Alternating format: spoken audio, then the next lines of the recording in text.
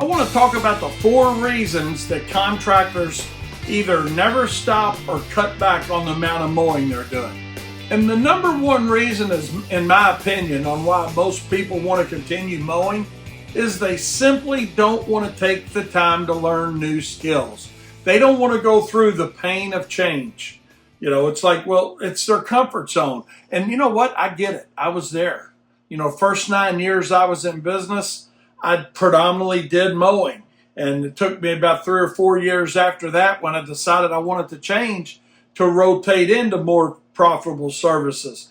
But you got to be willing to go through a little bit of pain of change. And that's what I'm going to talk about in this video, and why you need to think about doing something different. Forget the aspect of it that you're going to have to learn new things, because there's a lot of benefits that come along with the learning the new things. A lot of times we say, man, I don't have the time. I'm just doing this on a part-time basis. I just want to mow a few lawns and not worry about it. The reality of it is simply this. Take the time, make the effort to diversify your service so you can go out and learn about other services that you can provide to the same clientele that you already are, but don't be resistant to that change.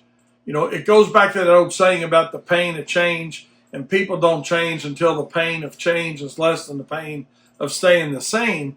And that's exactly where a lot of contractors get hung up. That's where Wayne Vose was hung up for a long time. We got to be willing to go through, learn something new, go through the time and effort that takes to help ourselves be better at what we do, be more profitable at what we do. Our mindset also goes to the customer standpoint. It's a whole lot easier to go out and find customers that need the lawn mowed, because a lot of times they just walk right up to me. You know, whereas if I'm doing landscaping or fert and weed or lighting, some other service, whatever it would be, I've got to learn a little bit about marketing and advertising. And, you know, we got to think about the value that comes along with that. Are you willing to take the time to appreciate the value that comes along with doing something different than just specifically, hey, I just want to be a mowing contractor? You know, it goes back to, if it's something easy, your reward's probably not going to be as great. And that's the reality of it when it comes to mowing, and why most contractors never stop mowing or never reduce the amount of mowing they do, is because it's that complacency. Don't allow complacency to set in, even if you're doing this on a part-time basis, and say, well, I'm just going to continue to mow lawns. That's all I'm going to do. You know, yeah, you might have to you can learn a little bit about another trade.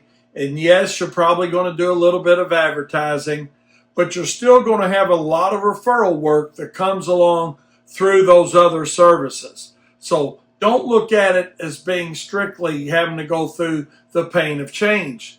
You know, and last but not least, the 4th thing that I think keeps people predominantly mowing is that they think they're doing better than what they really are. In other words, they think they're profiting more dollars than they really are.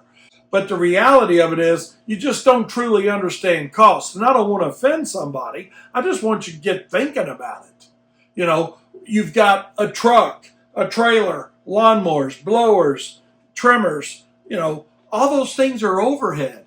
And now I can hear you saying, well, yeah, but they're paid for. It doesn't matter that they're paid for. You had to buy them, you had to pay for them, and you're going to have to replace them. So the overhead factor never changes. What changes is sometimes you get smart enough and your mindset changes to understand that that is direct cost. So the profit that you think you're making, you're really not making. It's just you think you are. So let's open up our minds a little bit, turn the light on, and I want you to ask yourself, why are you staying specifically in mowing? Why are you doing it to yourself? Why don't you take those same amount of hours and put them into some other services? Like I said, I'm just going to name a few, like landscape lighting or holiday lighting and let's see, fert and weed. There's so many other options out there. Landscaping. There's so many other options out there that can be so much more profitable for you that we got to stay away from the four gotchas, if you will. And that is, you don't want to learn a new skill. You don't have time to learn a new skill. It's too hard to find new customers. And last but not least, you think you're doing better than what you are. When you look at all four of those things, what are they?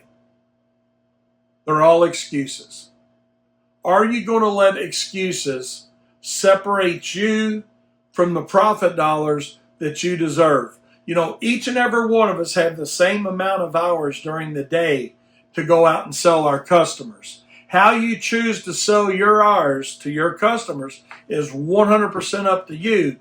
But what I would like you to do is open your mind and eyes and ears to some ideas from somebody like myself that has lived both sides of doing way too much mowing instead of diversifying into something that was much more profitable, only because I didn't want to take the time to learn something new.